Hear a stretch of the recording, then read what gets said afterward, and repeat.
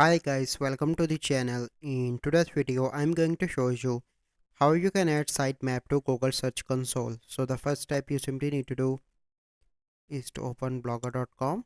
You can use WordPress as well, but the process is same. So you simply need to go on to the settings, scroll down.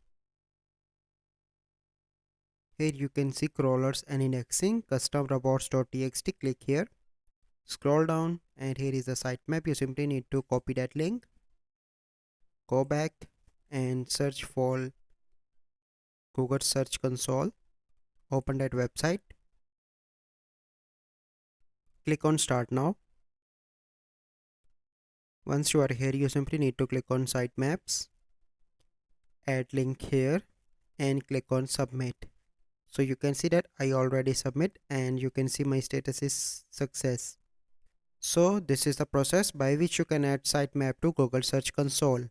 So I hope you find this video helpful. If you find this video helpful, must like this video, subscribe to our YouTube channel for future videos. We'll see you in the next video.